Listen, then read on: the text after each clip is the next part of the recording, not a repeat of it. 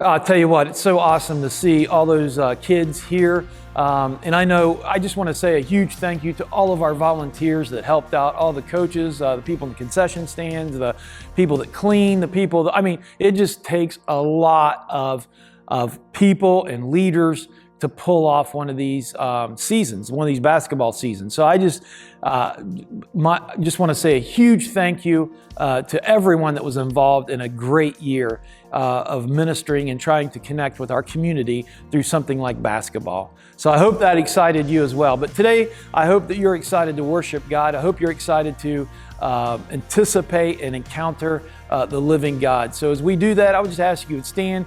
We're going to sing worship Him through song, and then we will spend some time in the teaching. I will exalt you, my God, the King. I will praise your name. Every day I will praise you. Great is the Lord. His greatness no one can fathom. One generation commends your works to another. They tell of your mighty acts. They speak of your glorious splendor. They tell of your power. They celebrate your abundant goodness. So we joyfully sing of your righteousness.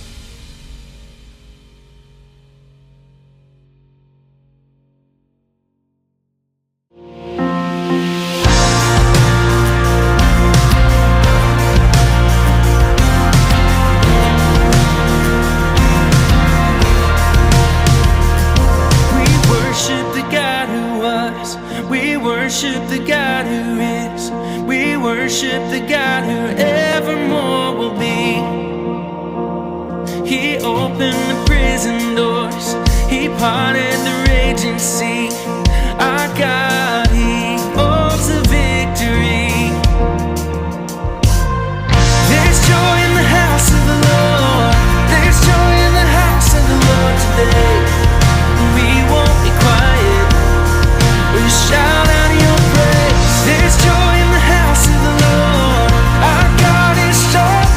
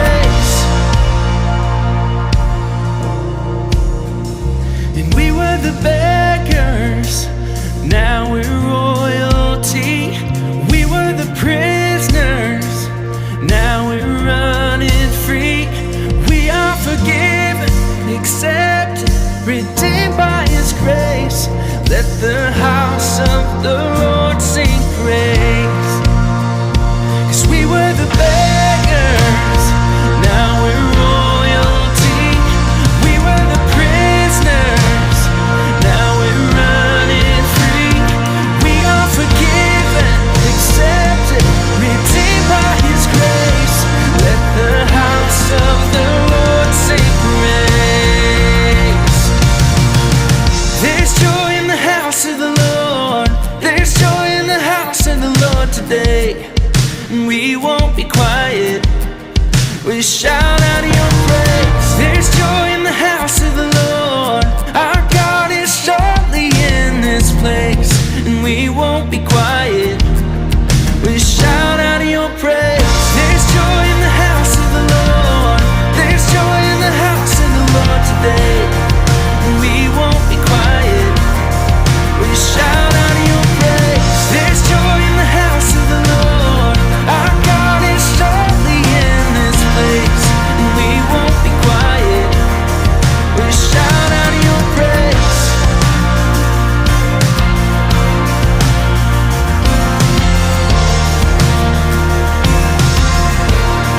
We shout out your praise.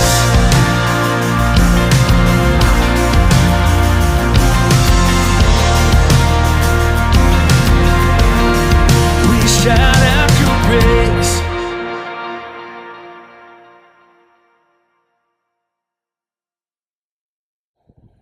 So here we are, 24, this is the 24th week in this 31-week sermon series that we've been in called The Story. Isn't that, it's just crazy for me to think about that, or it's just crazy to me, I should say. Not for me, but crazy to me to think about how that we are almost at the end.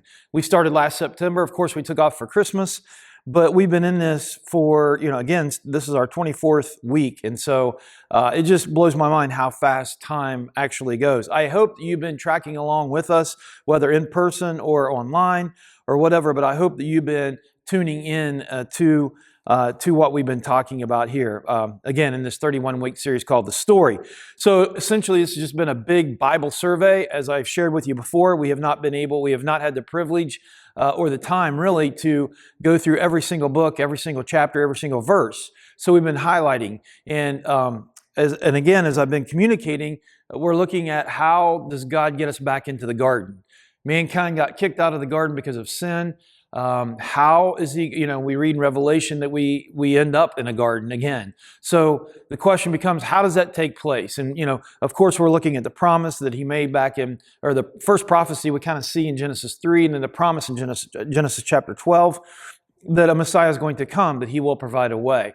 And so here we are, and just a couple of weeks ago, we talked about the fulfillment of the Messiah, the incarnation, the Messiah coming in flesh. And so, and then last week we talked about his temptation. We looked at Jesus being the second Adam. The first Adam failed. He got kicked out of the garden, right, because of sin. And the question then would become, would this second Adam succeed? Would he be able to fulfill, would he be able to resist temptation and sin? Because this was the plan of God here, the plan of salvation. And so we did see that last week. And so now what we see is, so essentially, you have Jesus' life. He lived for 30 years, right? And then he only spent 3 years really in ministry, if we could say that. So last week I shared with you that was kind of the inauguration of his ministry. It was the kickoff of his ministry. He was baptized and then he went directly into the wilderness to be tempted, and he passed that.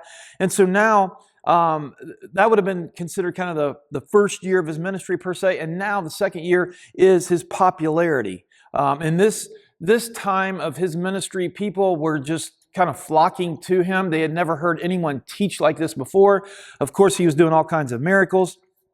And then the last year of his 3-year ministry would be opposition, where the Pharisees and Sadducees and just people began to just oppose him over and over and over again.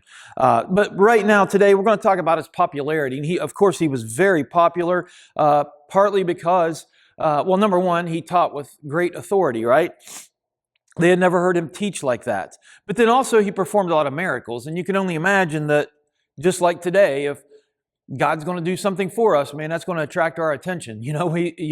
And so that's the case it was for him then, that as he was performing miracles, he was healing people, he was doing all kinds of things, feeding them, and we're going to read about a couple of these instances today. But people just flocked to him, and rightfully so. He ministered to the outcasts, the people that had no dignity, the people that the others just shunned and just kind of stripped them of all human dignity. And Jesus reached out to those individuals. And so as we look at this time of his ministry, there was a time even where he taught about building your house on the rock. If you remember that parable where he talked about an individual building their house, the foundation on sand, and another one on rock. And he talked about when the wind and the waves and the rain came, that the one on the rock survived and the one on the sand collapsed. Again, I'm paraphrasing that. But at the end of that, he makes this statement. He says, if you had the ears to hear this, meaning that if you truly listened, if you truly embrace what I'm teaching you, you will build your life upon my teachings. And so essentially we could say that's it. We become very wise when we build our lives upon the teachings of Jesus. And so when we have the privilege of picking up a Bible where the scriptures are combined in one book, and just sitting back and reading all these stories and looking in and seeing Jesus's teachings and just a fraction of them. I think as the Gospel of John, the writer of John said, told us that there wouldn't be enough books in the world to contain all of the information about Jesus, and so we have a fraction of these. But as we look at those, we see, as he said, he came to bring us life, not to condemn, but to bring us life. And we find that life when we discover truth, and we discover truth as we discover Jesus and develop in his love, discover and develop in the love of Jesus. And so when we put his teachings into practice, into our lives, that's when we experience the fullness of God. That's when we experience life, and as he promised, life to the fullest. So I just want to share with you a couple things. We're just going to take a look at a couple of his teachings and what, kind of the implications of those, just very quickly today, as we look at this time of his life, the popularity of it. His teachings were just incredible. People would listen, and he would perform miracles and things like that. But they begin to discover truth because they truly listened to his teachings, and they begin to build their lives upon what he taught. The first one that I want to share with you, and we could extract any of these, right? I mean, man, we go through the Gospels, we could extract all kinds of different teachings of Jesus or situations that took place, but I'm just going to pick out a few and just talk about them, okay? So if you would, in Mark chapter 4, verses 35 through 38, we read about an incident, okay? We read about an incident where Jesus and his disciples are in a boat. This is a very familiar story that you've heard before. I just want to touch on. But Jesus is in the boat with his disciples. Jesus falls asleep, and this severe storm breaks loose. Now, again, you're talking about individuals. These disciples, this wasn't their first rodeo to be on water or to experience storms. I mean, they were fishermen, right? So they grew up on the water. But what's very interesting is that this storm literally just paralyzed them with fear. I mean, this was something, something vastly different. Obviously, it was a teaching that God wanted to use for them. But we read about this storm. So in Mark chapter 4, verses 35 through 38, it says this: "On that day when evening had come, he told them, 'Let's cross over to the other side of the sea.' So they left the crowd and took him along, since he was in the boat, and other boats were with him. A great windstorm arose, and the waves were breaking over the boat, so that the boat was already being swamped. He was in the stern, sleeping on the cushion. So they woke him up and said to him, 'Teacher, don't you care that we're going to die?' He got up, rebuked the wind, and said to the sea, 'Silence, be still.' The wind ceased, and there was a great calm. Then he said to them, 'Why are you so afraid? Do you still have no faith?' And they were terrified, and they asked one another, 'Who then is this? Even the wind and the sea obey him.'" Now, we've talked about this before, and you've heard many teachings upon this particular story. There's various things here that's quite interesting to me, in the fact that one of them is that, and again, it shows our humanity, doesn't it? This will show our humanity. They had just experienced these miracles that Jesus had performed. Jesus had just performed some miracles. They had seen him do different miracles, but yet in that moment, they began to truly fear their lives. Even though they just had seen, who he was, the power, they've experienced his teaching, but yet their humanity, and again, I can relate with that, can't you? I mean, there's times in my life where fear just literally captivates me, and I lose sight. And I kind of hear his voice asking me again, "Why are you so afraid?"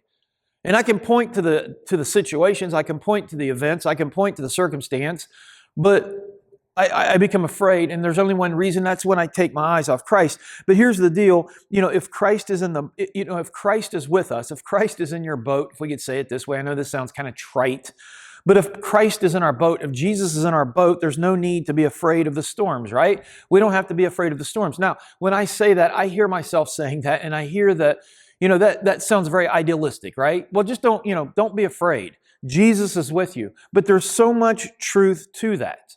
There's so much truth to that, isn't there? It's so easy to become afraid. It's so easy to be captivated by fear.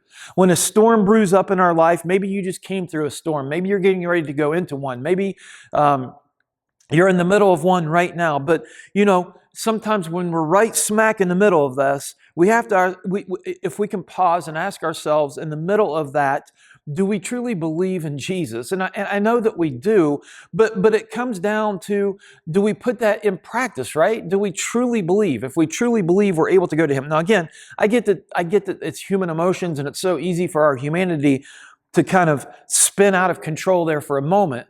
But do we live in that?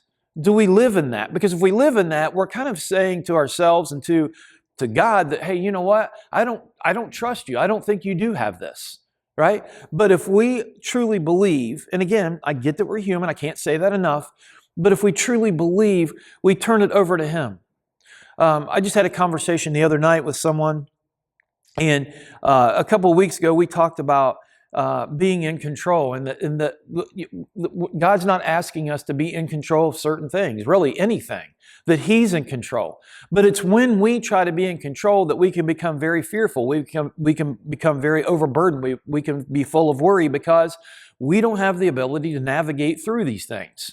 But when we come to when we kind of come to our senses and we see that Jesus is in the boat, something takes place, right? There's this comfort that takes place, knowing that, you know what, I don't have control. I can't do this, but God can. God can. Now, I don't know, like I said, I don't know what storm you may be going through. I know there's storms that I've been through.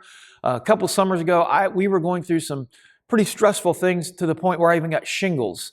And a couple other things took place, and it really made me realize that I wasn't dealing well with stress at all, that I was trying to process it all on my own. And I had taken control, and I was trying to figure everything out, and it was crushing me. I mean, it was crushing me. And I had to take a step back and a deep breath and realize, wait a second, why am I doing this? So I get it, man. I get it. When we go through a storm, it's so easy to try to navigate through it on our own. But here's the deal. If we truly believe Jesus is in our boat with us, and we are able then to, I believe, kind of say the same thing that the psalmist said when he says, even though I walk through the valley of the shadow of death, I will fear no evil, for your rod and staff comfort me. I mean, that is a very profound statement that David made in Psalm 23, right? That he said, even though I'm walking through the darkest valley, even though I'm walking through the valley of the shadow of death, I'm in a place that is so tight. I'm in a place that seems so suffocating. I'm in a place that is so dark. I'm in a place where I don't have any of the answers. I can't even see a little blip of light at the end of this tunnel. I am in it. Even though I am in that, I'm not going to fear this. I'm not going to fear this because you're in my boat. You are there with me. You're there to bring comfort for me. You're there to protect me. You are there wanting to bring me this sense of security and this sense of peace. That's what it means, I believe, to surrender to Jesus. And I think, can you imagine, when the disciples woke up and they even asked Him the question, aren't you even afraid that we're going to die? I mean, and then He speaks to the wind and the storm, and He calms everything down. He asks them, where is your faith? Where is your faith? And I can't imagine, even, as they saw that, they were like, who is this person? I mean, they had this all new perspective of who Jesus was. And I think that's what happens too for you and I. As we go through storms, if we're able to, come to that realization, God's got this. God has this. There's no need to be full of fear, but God has this. And when God shows up and God protects us and God navigates us there, because He always does, just like the storm I was going through a couple summers ago, God brought us through it. God brought us through it, and He did some things that I stood back, and I'm like, kind of the same response that I had as the disciples, like, it humbled me. It humbled me because I was, as I thought about it, I was like, why did I do this to myself? God's here. God loves me. God's got it. God's going to protect me. And so this is just one of the stories that happened during, one of this middle year of popularity with His teachings. And so you can imagine how, how much that just revealed Himself more to these disciples. The second story I want to share with you is this. It's another boat incident. And again, just reading through the Gospels, many, many teachings happened around the lake. But there was another time when they were in the boat. And again, the waters got a little choppy and all this other stuff. And we find this story in Matthew chapter 14, starting in verse 22. And it says this, immediately He made the disciples, and this is right after they had a feeding of 5,000. It says, immediately He made the disciples get into the boat and go ahead of Him to the other side while He dismissed the crowds. After dismissing the crowds, He went up on the mountain by Himself to pray. Well into the night, He was there alone. Meanwhile, the boat was already some distance from land, battered by the waves because the wind was against them. Jesus came toward them walking on the water, walking on the sea early in the morning. When the disciples saw Him walking on the sea, they were terrified. It's a ghost. That is a very human reaction. I don't care how many of us say, well, it was, they were with Jesus. I get it, but I want to tell you that I would have had probably the same reaction. That's not something you see all the time, right? It's a ghost. They said, and they cried out in fear. Immediately, Jesus spoke to them. Have courage. It is I. Don't be afraid. And then Peter says, Lord, if it's you, command me to come to you on the water. And Jesus said, come. And climbing out of the boat, Peter started walking on the water. And he came toward Jesus. But when he saw the strength of the wind, again, he took his eyes off Christ, right? When he saw the strength of the wind, he was afraid and began to sink. Beginning to sink, he cried out, Lord, save me. Immediately, Jesus reached out His hand, caught hold of him, and said to him, you have little faith, why do you doubt? When they got into the boat, the wind ceased. Then those in the boat worshiped Him and said, truly, you are the Son of God. Again, another incredible moment these guys had with the Son of God, the Son of Man, the second Adam, Jesus Himself, God incarnate, right? Jesus calling out, you know what? It's me. It's not a ghost. I get that you're afraid, but have courage. Don't be afraid. Have courage. It's me. I'm here. And then Peter, hey, if it's you, call me out and let me walk on water. And I think this is very interesting because, there are times that you and I I shouldn't say literally, but there are times we need to walk on water. Just like I was talking about a couple summers ago, that was a moment where I needed to walk on water. But what I did was I took my eyes off Christ and I began to sink. And because of that, I became full of fear, I became full of stress, and I was not handling it well whatsoever. But there are some times where we need to do the same thing as Peter. We need to get out of the boat. There are some things within our lives. There are some things probably within your life right now, maybe that you need to get out of the boat and have faith and trust God and allow God to lead you out of that situation. A couple things that we could think about is maybe it's time for you to start downsizing your home or downsizing some different expenses to have less stress and have more time with your family. Maybe that's one way that you get out of the boat. Maybe another way is you leave a job that's literally draining you. Now you may say, well, what am I going to do? That's the point. We focus on Christ. We allow Him to lead us. And again, I'm not saying you just take some sporadic moment here and just jump out. No, it's allowing God to lead you through that. But you are beginning to focus and you're saying, God, lead me out of this. This is not good. This situation's not good, whatever it may be. For others, it may be taking a risk and entering into a marriage relationship that is healthy. Maybe you're in a relationship that is very unhealthy. It's very toxic. And truth be known, you're a believer. The person you're with is an unbeliever. And that's not right. And it's causing all kinds of stress. It's causing all kinds of conflict. It's pulling you away. And maybe it's time for you to cry out to Jesus and begin to walk on water and get out of the boat and trust Him. And say, you know what? This isn't good. I want to follow you. I want to do what it is that you want for my life. Maybe it's learning to accept who you are. Maybe you've been trying to be someone you're not. Maybe you want to be someone you're not. Maybe you're just struggling trying to be something you're not, instead of just trusting God in the way that He made you, the way He created you, that it's time to just step out and stop trying to do something that it's just not you, right? And you're going to be I don't know what it is. I don't know what it is. I don't know what God may have in your life. I don't know where you may be stuck in the boat, but you do. You do. Maybe you can recognize what I'm saying. Maybe there's a time where this happened to you before, and you can resonate with exactly what I'm saying. Your mind goes back to that point where you were in a situation where you needed to get out of the boat.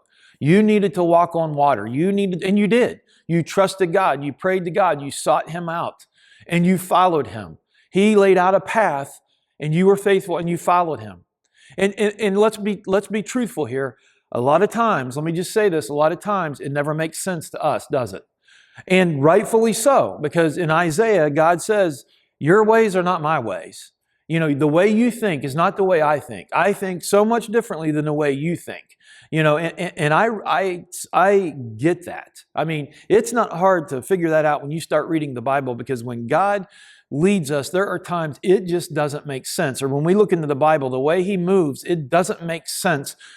But He makes all things happen because He has the big picture and He's in control. He's sovereign. His providence is supreme, right? So my point is this. Maybe you're in the boat and you need to get out of the boat.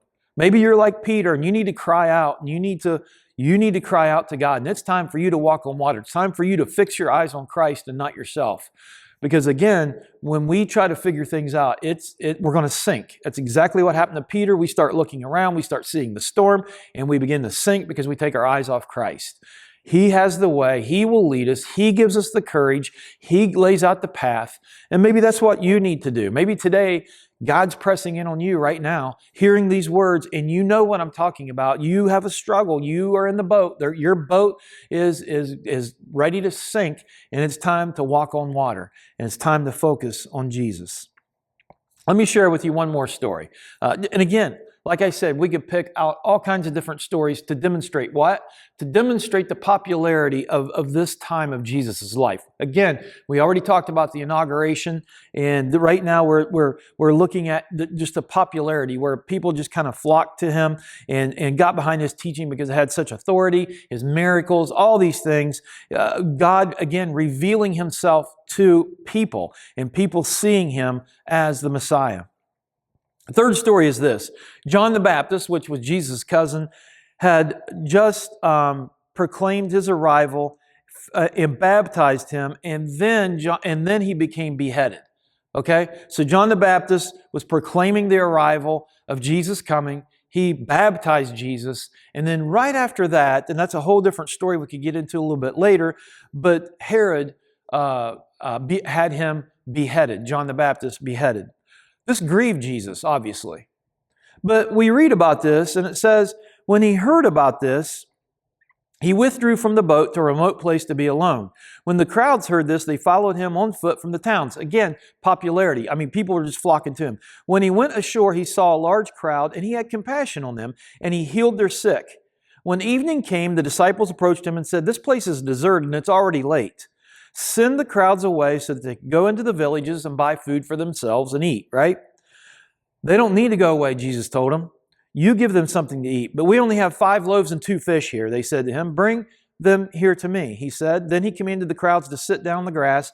He took the 5 loaves and the 2 fish, and looking up to heaven, He blessed them. He broke the loaves and gave them to the disciples, and the disciples gave them to the crowds. Everyone ate and was satisfied. They picked up 12 baskets full of leftover pieces, which is symbolic. And now those who ate were about 5,000 men, besides women and children. So now we're looking at this and we're thinking, okay, if there were 5,000 just men, obviously you probably had, I don't know if all of them were married. All of them probably weren't married, but it says that in addition to this, there were just 5,000 men, but in addition to that, there would have been, 2,000-3,000 women, as well as maybe another 1,000 children. So we're talking maybe, close to 9,000 to 10,000 people here? 9,000 to 10,000 people. That's a lot of people. And they were hungry, and Jesus said, don't send them away, because Jesus wanted to show them something, right? Jesus wanted to demonstrate, so He instructed them to feed them, all of them. every single one of them. So he tells them to have a seat, and he performs this miracle. You've read this before. In fact, he's done this a couple times, right? He did this a couple times in the scriptures. But you've read this story, I'm sure. This is a very familiar passage to you. But here's the deal. When we give Jesus what we have, He'll multiply it. Look, there's time, and what I'm trying to say is this. We talked a little bit about this last week. There's times that we try to do things out of our own strength. Either it's self-protection, self-exaltation, whatever it may be, where we look to ourselves and we say, I got this, which is the wrong path, and it never works for us. It just doesn't. And again, it exalts us. But when we allow Jesus to take what we've got, He just exponentially multiplies things. He makes things happen that is miraculous. I mean, there's no other way to say it. When we allow Jesus, when we surrender to Christ, He makes things happen that we can't make happen. And it's just amazing. Again, for some of us, we've heard this, and we can sit here even today and say, yes, I've heard that. Yes, I've heard that. But do we truly believe it? Do we truly put it in practice? James says this. If you recall James talks about works, and it's not works for salvation. He's just saying this: if you have faith, it's going to be demonstrated. It'll be demonstrated through works. You will act upon what you truly believe. Many of us, we can say that we believe something, but when the rubber hits the road, we don't really put it in practice.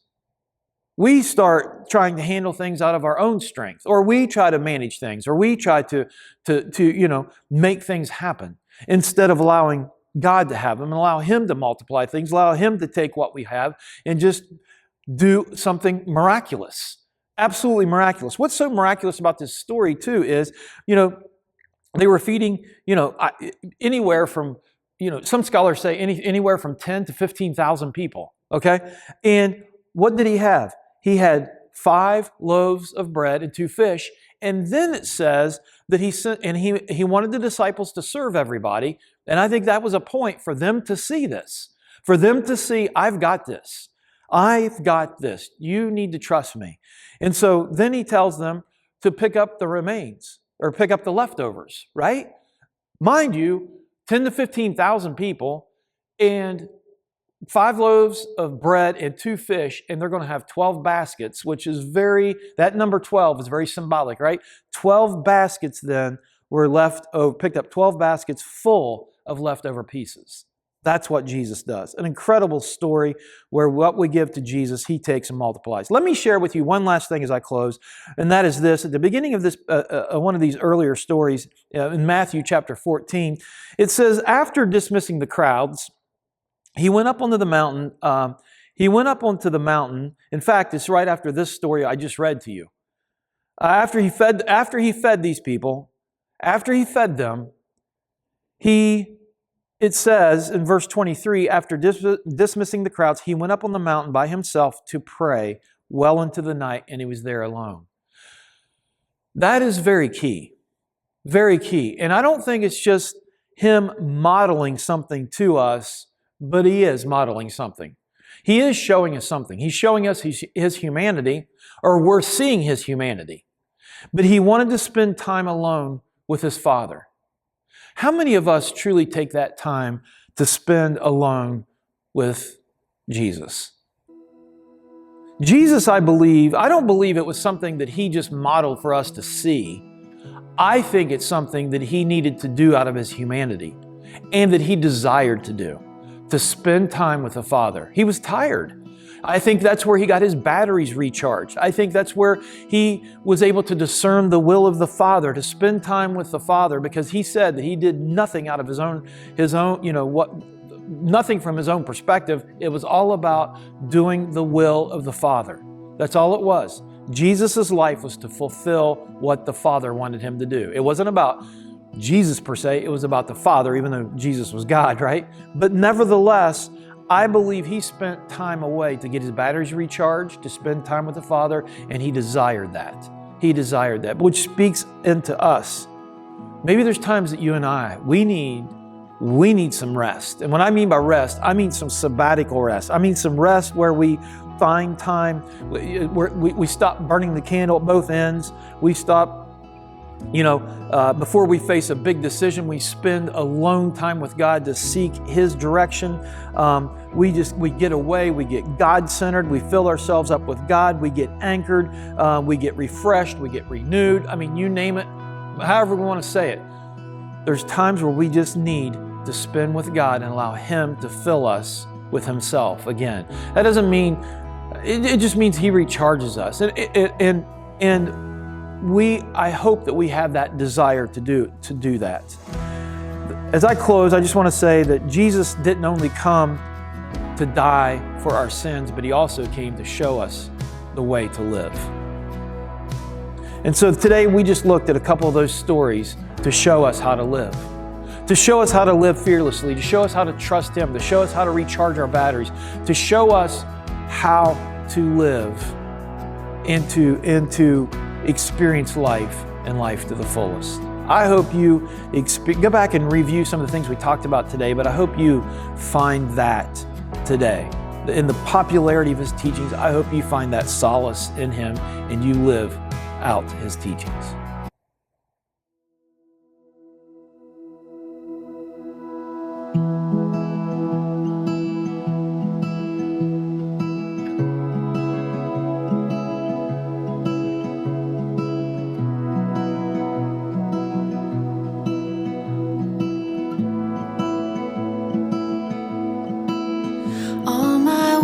Fall short. I've got nothing new. How could I express all my gratitude? I could sing these songs as I often do, but every song must end.